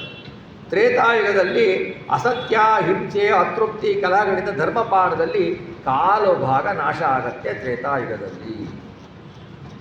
ತ್ರೇತಾಯುಗ ಜನರು ಏನಿರ್ತಾರೆ, ಯಾಗಾದಿ ಕ್ರಿಯೆಗಳಲ್ಲಿ ಹೆಚ್ಚಿನ ಆಸಕ್ತಿ, ತಪಸ್ಸಿನಲ್ಲಿ ನಿಷ್ಠರಾಗಿರ್ತಾರೆ, ಹೆಚ್ಚು ಹಿಂಸೆ ಮಾಡ್ತಾ ಇರಲ್ಲ, ವಿಷಯದಲ್ಲಿ ಲೋಲುಪರಲ್ಲ, ಧರ್ಮ ಅರ್ಥ ಕಾಮಗಳೆಂಬ ತ್ರಿವರ್ಣ ಸಾಧಕರು ಇರ್ತಾರೆ. ವರ್ಣಗಳಲ್ಲಿ ಬ್ರಾಹ್ಮಣರೇ ಹೆಚ್ಚಾಗಿರ್ತಾರೆ ತ್ರೇತಾಯುಗದಲ್ಲಿ. ದ್ವಾಪರದಲ್ಲಿ ಅಧರ್ಮ ಸ್ವರೂಪವಾದ ಹಿಂಸೆ, ಅತೃಪ್ತಿ, ಅಸತ್ಯ, ಕಲಹಗಳಿಂದ ಧರ್ಮಪಾಲನ ತಪಸ್ಸು, ಸತ್ಯ, ದೇಹಗಳಿಗೆ ಅರ್ಧ ಅಂಶ ಹ್ರಾಸ ಆಗೋಗುತ್ತೆ. ದ್ವಾಪರ ಯುಗದಲ್ಲಿ ಅರ್ಧ ಅಂಶ ಹೋಗ್ಬಿಡುತ್ತೆ. ದ್ವಾಪರದ ಜನರು ಯಶಸ್ವಿಗಳು, ಯಾಜ್ಞಿಕರು, ವೇದಾಧ್ಯಯನ ನಿರ್ತ ಮಾಡ್ತಾರೆ, ಶ್ರೀಮಂತರು, ಕುಟುಂಬಿಗಳು, ಕ್ಷತ್ರಿಯರು, ಬ್ರಾಹ್ಮಣರು ಹೆಚ್ಚು ಅಂತ ಹೇಳ್ತಾರೆ. ಕಲಿಯುಗದಲ್ಲಿ ಬೆಳೆಯುವ ಅಧರ್ಮ ಕಾರಣಗಳಿಂದ ಧರ್ಮವೇದಗಳಲ್ಲಿ ಪುನಃ 4ನೇ ಒಂದು ಭಾಗ ಕ್ಷೇಮಿಸುತ್ತೆ. ಕೊನೆಯಲ್ಲಿ ಪೂರ್ತಿ ಧರ್ಮ ವಿನಾಶ ಹೊಂದತ್ತೆ. ಕಲಿಯುಗದಲ್ಲಿರುವ ಜನರು ಹೇಗಿರ್ತಾರೆ? ಲೋಭಿಗಳು, ದುರಾಚಾರಿಗಳು, ನಿರ್ದಯಿಗಳು, ನಿಷ್ಕಾರಣ ವೈರ ಮಾಡುವವರು. ಏನು ಕಾರಣ ಇರಲ್ಲ ಅವನ ಮೇಲೆ ವೈರ ಮಾಡಿ, ಯಾಕೆಂದರೆ ನನಗೆ ಕಂಡ್ರೆ ಅವನಿಗೆ ಕಂಡ್ರೆ ನನಗೆ ಇಷ್ಟ ಇಲ್ಲ, ಅವನ ಮೇಲೆ ದ್ವೇಷ, ಯಾಕೆ ಗೊತ್ತಿಲ್ಲ. ದೌರ್ಭಾಗ್ಯವಂತರು, ಮಹಾ ದರ್ಪಿಷ್ಟರು, ದರ್ಪ ಬಹಳ ಅವರಿಗೆ. ವರ್ಣಗಳು ಹೆಚ್ಚಾಗಿ ಶೂದ್ರರಿಗೆ ದಾಸರು, ಎಲ್ಲರೂ ಅವರಿಗೆ ದಾಸರಾಗ್ತಾರೆ. ಸತ್ವರದ ತಮಸ್ಸ ಗುಣಗಳು ಮಾನವರಲ್ಲಿ ಹೆಚ್ಚಿರ್ತವೆ. ಇವುಗಳ ಪ್ರಭಾವ ಮನಸ್ಸಿನಲ್ಲಿ ಕಾರಣಾನುಸಾರ ಪರಿವರ್ತನೆ ಹೊಂದುತ್ತೆ. ಕಲಿದೋಷದಿಂದ ಜನರು ಕ್ಷುದ್ರ ಬುದ್ಧಿಯವರಾಗ್ತಾರೆ, ಮಂದಭಾಗ್ಯರು, ಹೊಟ್ಟೆ ಬಾಕರಾಗ್ತಾರೆ, ಯಾವಾಗಲೂ ತಿಂತನೇ ಇರ್ತಾರೆ, ಕಾಮಿಗಳು, ದರಿದ್ರರಾಗ್ತಾರೆ. ಎಲ್ಲರೂ ನೀತಿಗೆಟ್ಟ, ಸ್ತ್ರೀಯರು ಕೂಡ ನೀತಿಗೆಟ್ಟವರು, ದುಷ್ಟರು ಆಗ್ಬಿಡ್ತಾರೆ. ವೇದಗಳು ಪಾಖಂಡಿಗಳ ಕೈಯಲ್ಲಿ ಸಿಕ್ಕಿಬಿಟ್ಟು ದೂಷಿತವಾಗ್ತವೆ. ಪ್ರಜೆಗಳನ್ನು ರಾಜರೇ ಭಕ್ಷಿಸ್ತಾರೆ. ರಾಜರೇ ಪ್ರಜೆಗಳನ್ನು ತಿಂತಾರೆ ಅಂದರೆ ರಾಜರೇ ಪ್ರಜೆಗಳನ್ನು ಲೂಟಿ ಮಾಡ್ತಾರೆ. ಬ್ರಾಹ್ಮಣರು ಏನಾಗ್ತಾರೆ? ಶಿಷ್ಟ ಉದರ ಪಾರಾಯಣರಾಗ್ತಾರೆ. ಏನು ಪಾರಾಯಣ ಅಂದರೆ ತಮ್ಮ ಹೊಟ್ಟೆಗೋಸ್ಕರ, ತಮ್ಮ ಕಾಮತೃಷಿಗೋಸ್ಕರ ಪಾರಾಯಣರಾಗ್ತಾರೆ. ಅದೇ ಪಾರಾಯಣ ಅವ್ರದ್ದು ಬ್ರಾಹ್ಮಣರದ್ದು ತಿಳ್ಬಿಡ್ತಾರೆ. ಬ್ರಹ್ಮಚಾರಿಗಳು ಒಂದೇ ಜನಿವಾರ ಹಾಕಿರ್ತಾರೆ ಅಂತ ಬ್ರಹ್ಮಚಾರಿಗಳು ಬ್ರಹ್ಮಚಾರ್ಯದ ಒಂದು ವ್ರತವನ್ನೂ ಮಾಡಲ್ಲ, ಎಲ್ಲ ಶೌಚಗಳನ್ನು ಬಿಟ್ಬಿಟ್ಟಿರ್ತಾರೆ. ಕುಟುಂಬಿಗಳು ಸಂಸಾರಸ್ಥರು ಸನ್ಯಾಸಿಗಳಾಗ್ಬಿಡ್ತಾರೆ. ವಾನಪ್ರಸ್ಥರು ಬಂದು ಕಾಟಲ್ಲಿರಬೇಕಾದ್ರೂ ಪಟ್ಟಣದ ಬಂದಿರ್ತಾರೆ. ಸನ್ಯಾಸಿಗಳೇನಾಗ್ತಾರೆ ಅಂದರೆ ಹಣದ ಆಸೆಗೆ ವಶರಾಗ್ತಾರೆ. ಸನ್ಯಾಸಿಗಳು ಧನಲಾಲ್ಕರು, ಎಲ್ಲಿ ದುಡ್ಡು ಜಾಸ್ತಿ ಬರುತ್ತೋ ಅಲ್ಲಿ ಸನ್ಯಾಸಿಗಳು ಹೋಗ್ತಾ ಇರ್ತಾರೆ. ಹೀಗೆ ಸನ್ಯಾಸಿಗಳು ಧನಲೋಲಪರಾಗ್ತಾರೆ. ಸ್ತ್ರೀಯರು ಪ್ರಸ್ವಕಾಯರಾಗ್ತಾರೆ. ಯಾವಾಗಲೂ ತಿನ್ನೋರು ಜಾಸ್ತಿ ಇರ್ತಾರೆ, ಯಾವಾಗಲೂ ನಾಚಿಕೆಯನ್ನು ಬಿಟ್ಟಿರ್ತಾರೆ, ಯಾವಾಗಲೂ ಕಟುವಾಗಿ ನುಡಿತಾ ಇರ್ತಾರೆ, ಕೆಟ್ಟ ಸಾಹಸ ಮಾಡ್ತಾ ಇರ್ತಾರೆ. ಆಮೇಲೆ ದರಿದ್ರ ಜನರು ಮಾರಲು ಯೋಗ್ಯವಲ್ಲದ ಬಹಳ ಮಾಗಿದ ಹಣ್ಣುಗಳನ್ನು ಮಾರಬಾರದು. ಅವರು ಬಹಳ ಮಾಗಿದ ಹಣ್ಣುಗಳನ್ನು ಮಾರ್ತಾ ಇರ್ತಾರೆ, ವಂಚನೆ ಮಾಡ್ತಾ ಇರ್ತಾರೆ. ಆಪತ್ಕಾಲ ಇಲ್ಲದಿದ್ದಾಗಲೂ ಸಜ್ಜನರನ್ನು ನಿಂದಿಸುವ ವೃತ್ತಿಗೆ ಹಿಡಿದಿರ್ತಾರೆ. ಸೇವಕರು, ಕೆಲಸಗಾರರು ತಮ್ಮ ಒಡೆಯ ಬೇರೆ ಎಲ್ಲ ಒಳ್ಳೆಯವನಾಗಿದ್ದರೂ ಧನಹೀನನಾಗಿದ್ದರೆ ಅವನ್ನ ಬಿಟ್ಟು ಹೋಗ್ಬಿಡ್ತಾರೆ. ಹಾಲು ಕೊಡುವುದನ್ನು ನಿಲ್ಲಿಸಿಬಿಟ್ರೆ ಹಸುಗಳನ್ನು ತ್ಯಾಗ ಮಾಡಿಬಿಡ್ತಾರೆ ಜನಗಳು. ಕಲಿಯುಗದಲ್ಲಿ ಪಿತೃನ್ ಭ್ರಾತೃನ್ ಸ್ವಸ್ಪುತ್ರಾತೀನ್ ಹಿತ್ವಾ ಸೌಹೃದ ಸೌಹೃದಾಹ ಶ್ವಶುರ ಶಾಲ ಸಂವಾದ ದೀನಾಹ ತ್ರೈನಾಹ. ಕಲಿಯುಗದಲ್ಲಿ ಜನರು ಸ್ತ್ರೀವಶರಾಗಿ ತಂದೆ, ತಾಯಿ, ಅಣ್ಣ, ತಂಗಿ, ಬಂಧುಗಳನ್ನು ಬಿಟ್ಟು ಕಾಮಾಸಕ್ತರಾಗಿ ದೈನ್ಯದಿಂದ ಹೆಣ್ಣು ಕೊಟ್ಟ ಮಾವ, ಭಾವ ಮೊದಲಾದವರೊಡನೆ ವ್ಯವಹಾರ ಮಾಡ್ತಾರೆ. ಇದನ್ನು ನೋಡ್ತಾ ಇದ್ದೀವಿ ನಾವು ಸುಮಾರು ಕಡೆ. ಇನ್ನು ಶೂದ್ರರು ತಪಸ್ವಿ ವೇಷವನ್ನು ಕೊಡ್ತಾರೆ. ಕಾವಿ ಬಟ್ಟೆಯನ್ನು ಉಟ್ಟುಬಿಟ್ಟು ಶೂದ್ರರು ತೊಟ್ಟು ಹೊಟ್ಟೆ ಹೊರೆಯುತ್ತಾ ದಾನ ದಕ್ಷಿಣೆಗಳನ್ನು ಸ್ವೀಕರಿಸ್ತಾರೆ. ಕಾವಿ ಬಟ್ಟೆ ಉಟ್ಕೊಂಡ ತಪಸ್ವಿಗಳು ಅಂತ ಹೇಳ್ಬಿಟ್ಟು ಅವರಿಗೆ ದಾನ ಕೊಡ್ತಾರೆ. ಅವರಿಗೆ ದಾನ ತೆಗೆದುಕೊಳ್ಳುವ ಯೋಗ್ಯತೆ ಇಲ್ಲ ಅಂತ ಕೂಡ ದಾನವನ್ನು ತೆಗೆದುಕೊಳ್ತಾರೆ. ಧರ್ಮವೇ ಗೊತ್ತಿಲ್ಲದವರು ಧರ್ಮಪೀಠವನ್ನು ಏರ್ತಾರೆ, ಧರ್ಮೋಪದೇಶ ಮಾಡ್ತಾರೆ. ಧರ್ಮನೇ ಗೊತ್ತಿರಲ್ಲ ಅವರಿಗೆ, ಧರ್ಮೋಪದೇಶ ಮಾಡ್ತಾರೆ, ಧರ್ಮಪೀಠವನ್ನು ಏರ್ತಾರೆ. ಪ್ರಜೆಗಳ ಮನಸ್ಸಿನಲ್ಲಿ ಯಾವಾಗಲೂ ಉದ್ವೇಗ, ಟೆನ್ಷನ್ನೇ ತುಂಬಿರುತ್ತೆ. ದುರ್ಭಿಕ್ಷ, ಕಂದಾಯಗಳ ಹೊರೆಗಳಿಂದ ಅವರು ಪೀಡಿತ, ಬರೀ ಟ್ಯಾಕ್ಸು ಆ ಪೀಡೆಗಿಂತ ಜನ ಪೀಡಿತರಾಗ್ತಾರೆ. ಅನ್ನ ಬೆಳೆಯದ ಬೂದಲ, ಅಕ್ಕಿ ಬೆಳೆಯದೇ ಇಲ್ಲ, ಅನ್ನನೇ ಬೆಳೆಗಳೇ ಬೆಳೆಯಲ್ಲ, ಅನಾವೃಷ್ಟಿ ಭಯದಿಂದ ತತ್ತರಿಸ್ತಾನೆ. ಕಲಿಯುಗದಲ್ಲಿ ಜನ ಬಟ್ಟೆ, ಅನ್ನ, ನೀರು, ಹಾಸಿಗೆ, ಸ್ತ್ರೀ ಸುಖ, ಸ್ಥಾನ, ಅಲಂಕಾರಗಳು ಯಾವುವೂ ಇಲ್ಲದೆ ಪಿಶಾಚಿಗಳಂತೆ ಕಾಣ್ತಾರೆ ಕಲಿಯುಗದಲ್ಲಿ ಜನ ಮುಂದೆ ಅಂತ ಹೇಳ್ತಾರೆ. ಇನ್ನೂ ಹೇಳ್ತಾರೆ ನೋಡಿ, ಈಗ ನಡೆಯೋದಕ್ಕೆ ಹೇಳ್ತಾರೆ. ಕಲಿಯುಗದಲ್ಲಿ ಒಂದು ಕವಳೆ ಕಾಸಿನ ಸಲುವಾಗಿ ಜಗಳ ಆಡಿ ಸ್ನೇಹವನ್ನು ತೊರೆದು ಪ್ರಿಯವಾದ ಪ್ರಾಣವನ್ನೇ ತೆಗಿತಾರೆ, ತಾವು ಆತ್ಮಹತ್ಯೆ ಮಾಡ್ಕೊಳ್ತಾರೆ. ಒಂದು ಕವಡೆ ಕಾಸಿಗಾಗಿ ಅದನ್ನು ನೋಡಿದ್ದೀವಿ ನಾವು. ತಮ್ಮವರನ್ನು ಕೂಡ ಕೊಲ್ತಾರೆ, ಬೇರೆಯವರನ್ನಲ್ಲ. ಕ್ಷುದ್ರ ಮಾನವರು ತಮ್ಮ ಉದರ ಕಾಮತೃಷೆಗಾಗಿ ಪರಾಯಣರಾಗಿ ವೃದ್ಧರಾದ ತಂದೆ ತಾಯಿಗಳನ್ನು ಕೂಡ ಕಾಪಾಡೋಲ್ಲ ಅವರು. ಮಗಳನ್ನು ಕುಡಿನಿಯದ ಹೆಂಡತಿಯನ್ನು ಕೂಡ ಅವರು ಕಾಪಾಡೋಲ್ಲ. ಕಲೌನ ರಾಜನ್ ಜಗತಾಂ ಪರಂ ಗುರುಂ ತ್ರಿಲೋಕನಾಥ ನತಪಾದ ಪಂಕಜಂ ಪ್ರಾಯೇಣ ಮರ್ತ್ಯ ಭಗವಂತ ಮಚ್ಯುತಂ ಯಕ್ಷಂತಿ ಪಾಖಂಡ ವಿಭಿನ್ನ ಚೇತಸ. ಪಾಷಂಡ ಮತದಿಂದ ಮತಿಗೆಟ್ಟ ಮನುಷ್ಯರು ಕಲಿಯುಗದಲ್ಲಿ ಮೂಲೋಕಗಳಿಯರು ನಮಿಸುವಂಥ ಭಗವಾನ್ ಅಚ್ಯುತನನ್ನು ಆರಾಧಿಸುವುದೇ ಇಲ್ಲ.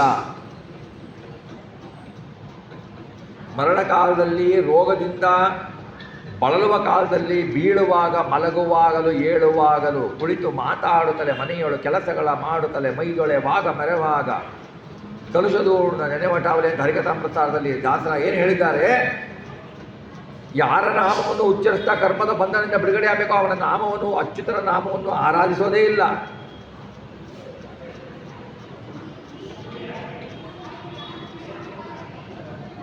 ಬಂಗಾರದೊಳಗೆ ಪ್ರವೇಶಿಸುವ ಬೆಂಕಿಯೇ ಅಲ್ಲಿ ಬೇರೆ ತಾಮ್ರ ಮುಂತಾದ ಲೋಹ ಮಿಶ್ರಣದಿಂದ ಮಾಲಿನ್ಯವನ್ನು ಹೇಗೆ ಕಳೆಯುತ್ತದೆಯೋ ಹಾಗೆ ಯೋಗಿಗಳ ಹೃದಯದಲ್ಲಿ ಪ್ರವೇಶಿಸುವ ವಿಷ್ಣುವೇ ಪ್ರಾಚೀನ ಪಾಪಕರ್ಮದ ಫಲವನ್ನು ಕಳೆತಾನೆ ಅಂತ ಹೇಳ್ತಾರೆ.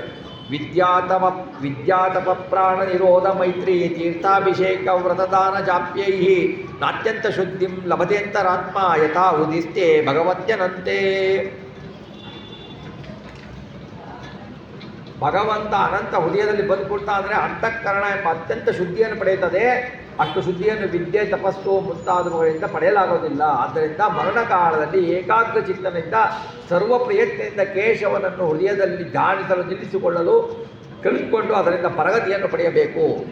ಇದೆಲ್ಲ ಎಲ್ಲರೂ ಯಾಕೆ ಮಾಡ್ತಾರೆ? ಅಂತ್ಯಕಾಲದಲ್ಲಿ ಪರಮಾತ್ಮನ ಸ್ಮರಣೆ ಬರಬೇಕು. ಅಂತ್ಯಕಾಲದಲ್ಲಿ ಪರಮಾತ್ಮನ ಸ್ಮರಣೆ ಬರಬೇಕು ಅನ್ನೋ ಸುಮ್ಮನೆ ಅಂತ್ಯಕಾಲದಲ್ಲಿ ಮಾಡೋ ಕೆಲಸ ಎಲ್ಲ ಮಾಡ್ಕೊಂಡು ಅಂತ್ಯಕಾಲದಲ್ಲಿ ನಾರಾಯಣ ಸ್ಮರಣೆ ಮಾಡಿದ್ರೆ ಬರೋಲ್ಲ. ಆ ಥರ ಎಲ್ಲ ಭಗವಂತನ ಸ್ಮರಣೆ ಮಾಡಬೇಕು. ಕಲಿಕಾಲ ಎಲ್ಲ ದೋಷಗಳಿಗೆ ಅದರಲ್ಲಿ ಒಂದು ದೊಡ್ಡ ಗುಣ ಇದೆ.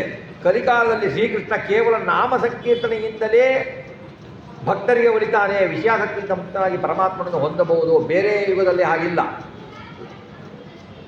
ಕೃತಯುಗದಲ್ಲಿ ಧ್ಯಾನದಿಂದ, ತ್ರೇತಾಯುಗದಲ್ಲಿ ಯಜ್ಞಗಳಿಂದ, ದ್ವಾಪರದಲ್ಲಿ ಅರ್ಚನೆಯಿಂದ ಏನು ಫಲ ಬರುತ್ತೋ ಕಲಿಯುಗದಲ್ಲಿ ಹರಿನಾಮ ಸಂಕೀರ್ತನೆಯಿಂದ ಬರುತ್ತೆ. ಅಂದರೆ ಹರಿನಾಮ ಸಂಕೀರ್ತನೆ ಅಂದರೆ ಹೇಳುವ ರೀತಿಯಲ್ಲಿ ಹೇಳಬೇಕು, ಅರ್ಥಸಹಿತವಾಗಿ ಹೇಳಬೇಕಾಗತ್ತೆ. ಹಾಗೆ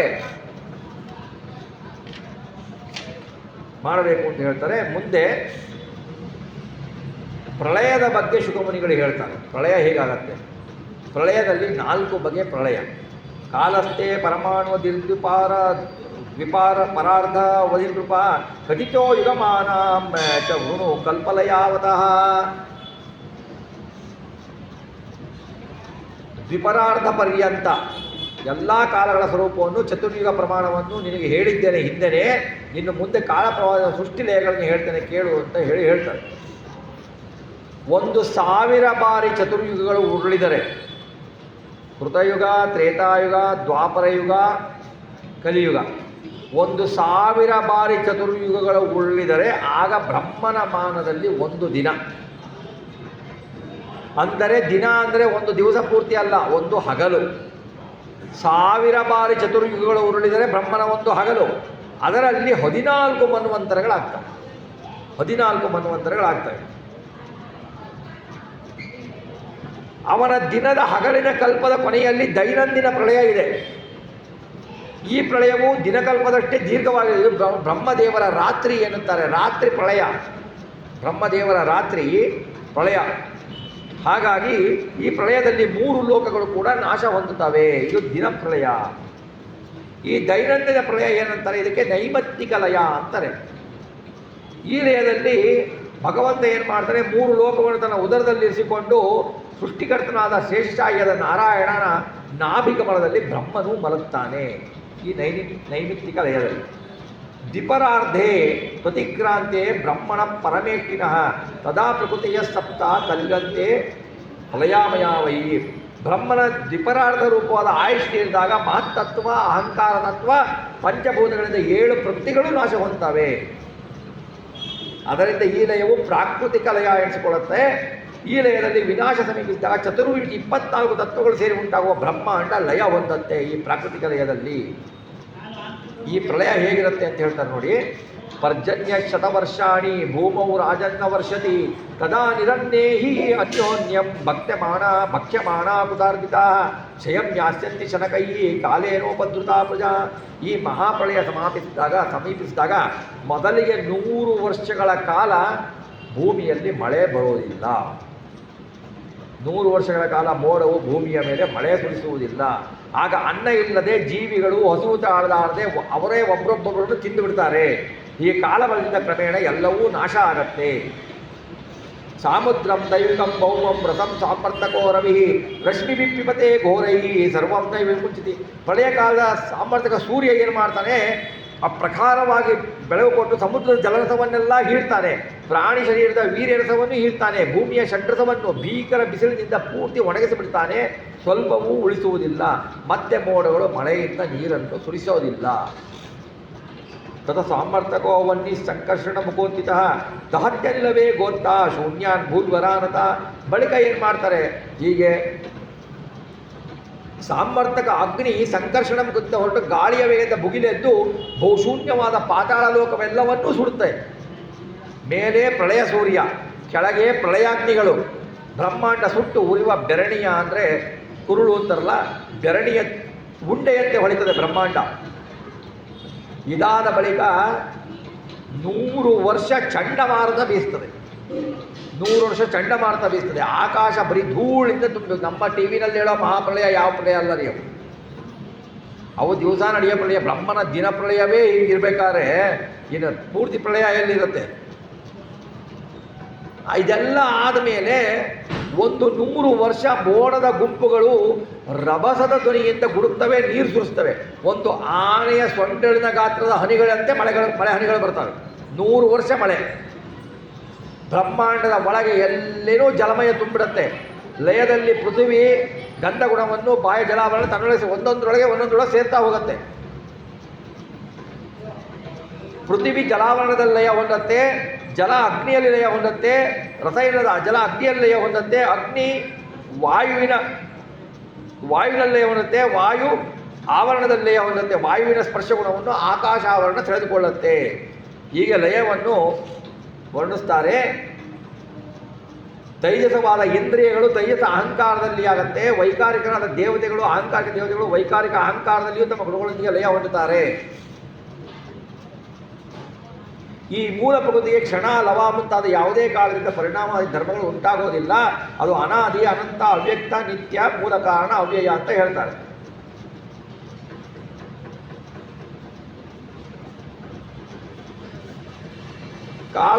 ಕಾಲನಿಯಾಮಕನಾದ ಹರಿಗೆ, ಕಾಲನಾಮಕದ ಹರಿಗೆ ಇವರಲ್ಲೇನೂ ಪರಿಣಾಮ ಉಂಟು ಮಾಡಲ್ಲ. ನಯತ್ರ ವಾಚೋ ನ ಮನೋನ ಸತ್ವಂ ತಮೋ ರಜೋ ವಾ ಮಹದಾಲಯೋಮಿ ನ ಪ್ರಾಣ ಬುದ್ಧೀಂದ್ರಿಯ ದೇವತಾ ವಾ ಸನ್ನಿವೇಶ ಕುರು ಕಲ್ಪ. ಆ ಶ್ರೀಹರಿಯಲ್ಲಿ ವಾಕು, ಮನಸ್ಸು, ಸತ್ವ, ತಮ, ರಜ, ಮಹದಾದಿ ಗುಣಗಳಾಗಲಿ, ಪ್ರಾಣ, ಬುದ್ಧಿ, ಇಂದ್ರಿಯ ದೇವತೆಗಳಾಗಲಿ, ಲೋಕಸೃಷ್ಟಿಗೆ ಬೇಕಾದ ಆಶ್ರಯವಾದ ಬ್ರಹ್ಮಾಂಡ ಸನ್ನಿವೇಶ ಆಗಲಿ ಯಾವುದೂ ಹರಿಯ ಮೇಲೆ, ಕಾಲನಿಯಾಮಕನಾದ ಹರಿಯ ಮೇಲೆ ಪ್ರಭಾವ ಬೀರೋದಿಲ್ಲ.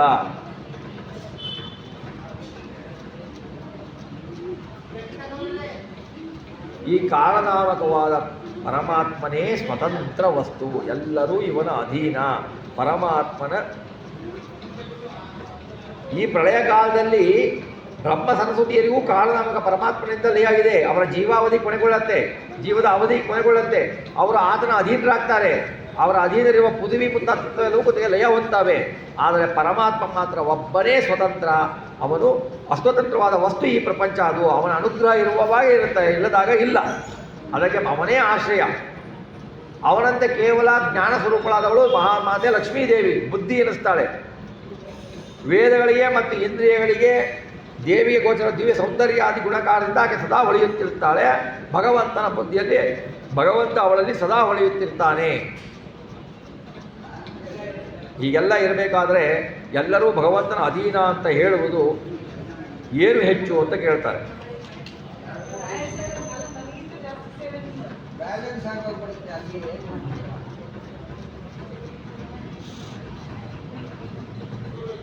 ಯಥಾಗಣೋರ್ಕ ಪ್ರಭೋವರ್ಕದರ್ಶಿತೋ ಜರ್ಕಾಂಶಭೂತಸ್ಯ ನ ಚಕ್ಷುಷಸ್ತಮಃ ಏವಂ ತ್ವಹಂ ಬ್ರಹ್ಮಗುಣಸ್ಥ ದೀಕ್ಷಿತೋ ಬ್ರಹ್ಮಾಂಶ ಕಸ್ಯಾತ್ಮನ ಆತ್ಮಬಂಧನ.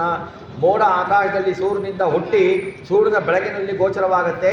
ಸೂರ್ಯನ ಆಕಾಶದ ಕಣ್ಣಿಗೆ ಕತ್ತಲು ಉಂಟಾಗತ್ತೆ, ಸೂರ್ಯನನ್ನು ಮರೆ ಮಾಡುತ್ತೆ ಮೋಡ. ಹಾಗೆ ಜೀವನದಲ್ಲಿ ಪರಮಾತ್ಮನ ಅಧೀನವಾಗಿ ಇರುವ ಜೀವ ಲಿಂಗ ಶರೀರ ಅವನಿಂದ ಪ್ರಕಟವಾಗಿ ಅವನ ಜೀವನಿಗೆ ಬುದ್ಧಿಮೋಹಕವಾದ ಬಂಧನ ಆಗುತ್ತೆ. ಲಿಂಗ ಶರೀರ ಹೋಗುವ ತನಕ ಬಂಧನ ಹೋಗೋದಿಲ್ಲ.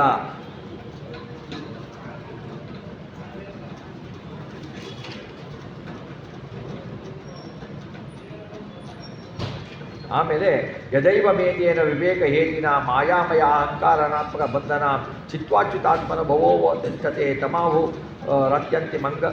ಅತ್ಯಂತರಿಕ ಮಂಗ ಸಂಕ್ರಮಂ.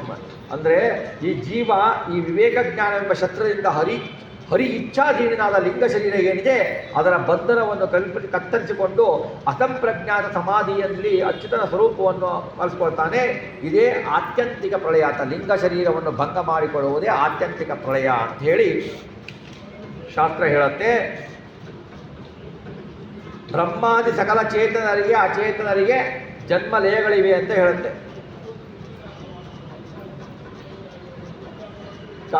ವೇಗದಿಂದ ಜಡಶರೀರ ಪ್ರತಿದಿನವೂ ವೇಗವಾಗಿ ಸೆಳೆಯಲ್ಪಡುವುದರಿಂದ ಪರಿಣಾಮ ಅದೇ. ಅಂದರೆ ನಮ್ಮ ದೇಹ ಹೋಗುವುದು ಒಂದು ಪ್ರಳಯನೇ. ದಿನದಿಂದ ದಿನಕ್ಕೆ ದೇಹ ಬದಲಾವಣೆಯಾಗುವುದು ಒಂದು ಪ್ರಳಯ. ನಮ್ಮ ಶರೀರ ಹೋಗಿ ಹುಟ್ಟು ಸಾವು ಅಂತ ಪಾಠ ಅದು ಒಂದು ಪ್ರಳಯ ಆಗುತ್ತೆ ನಮಗೆ. ಅದು ನಿತ್ಯ ಪ್ರಳಯ ಅನ್ಸುತ್ತೆ.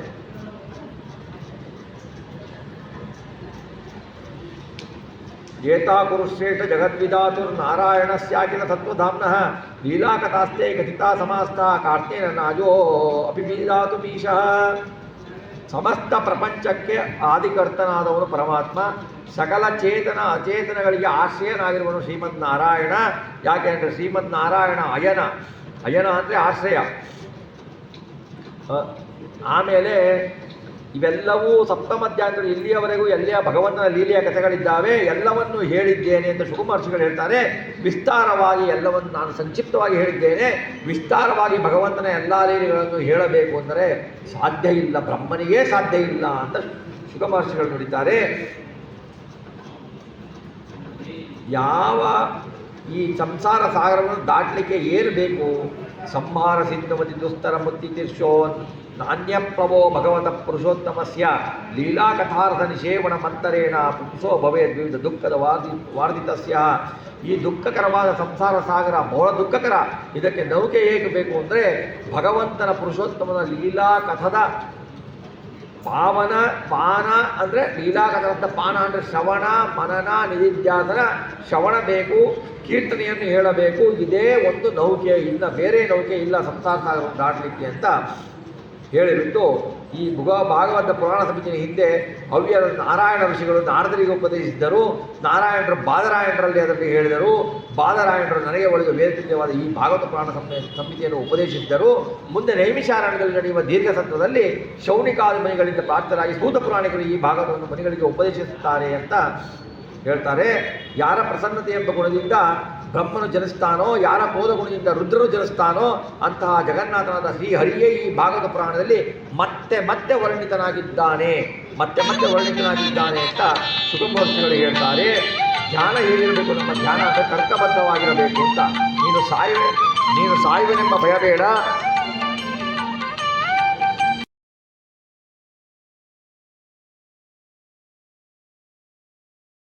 ದೇಹದಂತೆ ನೀನು ಹುಟ್ಟಿಲ್ಲ, ದೇಹದಂತೆ ನೀನು ಸಾಯುವುದಿಲ್ಲ ಅಂತ ಶುಕಮಹರ್ಷಿಗಳು ಪರೀಕ್ಷಿತ ರಾಜನಿಗೆ ಹೇಳ್ತಾರೆ.